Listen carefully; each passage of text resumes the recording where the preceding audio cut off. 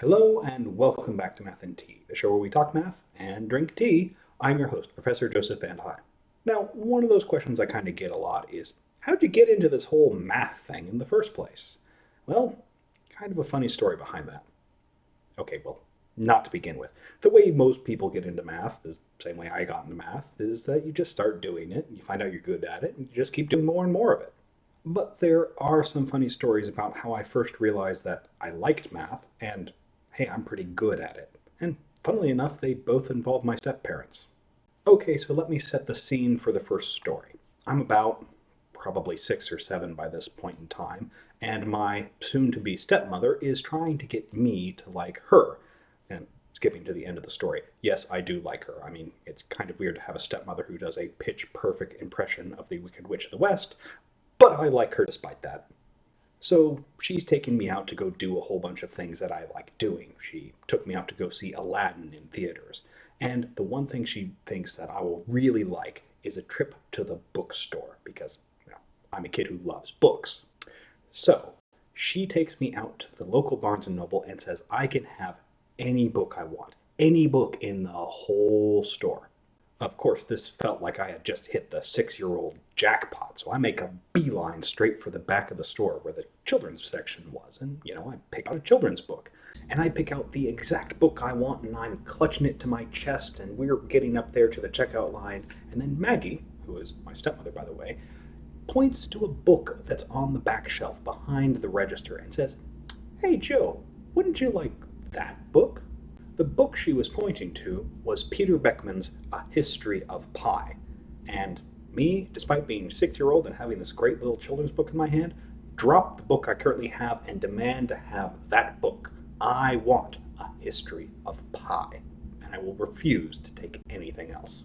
So, yeah, we got that book, and I took it home, and at 6 years old, there I am reading A History of Pi and loving the heck out of it. That's probably when my parents first realized that, yeah, I was kind of really into math. Okay, that's the first story. Now for the second one. Now, instead of being 6 years old, I'm in sixth grade. And I'm kind of browsing my mom's house for books. Now, my parents had a lot of bookshelves, and I'm not quite certain why, because I never saw him read any of them, but my stepfather had an entire collection, every Western that Louis L'Amour ever published, and I had absolutely no interest in any of them.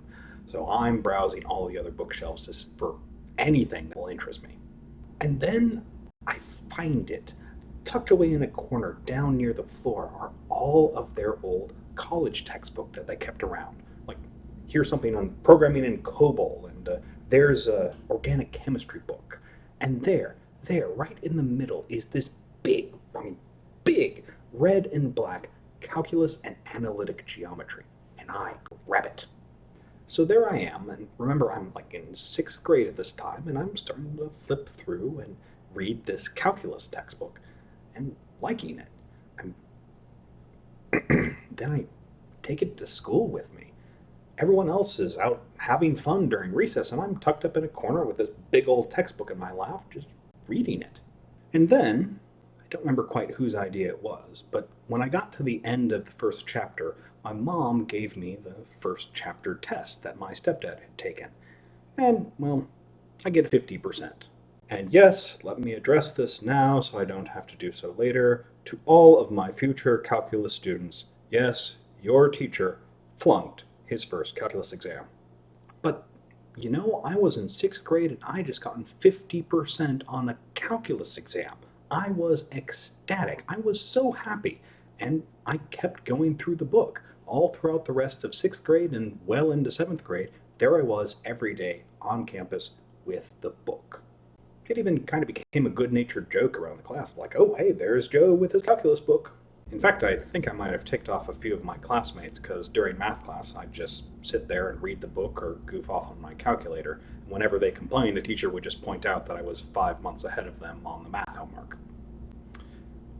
But kind of the point of this story was that this was my first time seeing a bunch of math that was well beyond what my classes offered. And I really liked it. I wanted to see more of it. And, well, the rest is history.